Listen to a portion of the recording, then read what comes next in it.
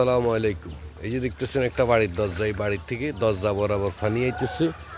এ হইল আমাদের দরজা, এ আমাদের বাড়িঘর। এই চতুর্দিক পিছনের দিক দেখতেছেন সব ডুবে গেছে। এটা হইল নোয়াখালী। তো নোয়াখালীতে আজকে কয়েক বছর নোয়াখালী খালের পিছনে বাঁধি রাখার কারণে নোয়াখালী খালের বান্ধার কারণে পানিগুলো নামতেছে না। তো প্রশাসনের দৃষ্টি আকর্ষণ করছি যেন নোয়াখালী খালের পিছনে বাঁধটা কাটি দেওয়া হয়।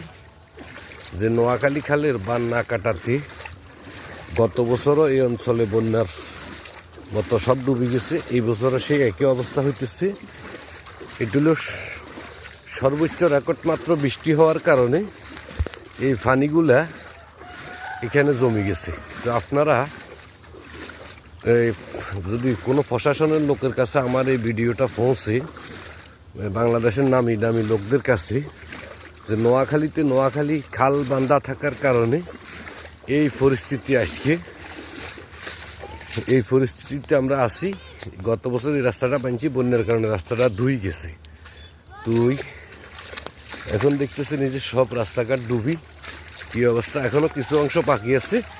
যদি আর একদিন দুই দিন এভাবে বৃষ্টি হয় তো সর্বোচ্চ পানি এগুলাতে ছড়াই যাইতে পারে।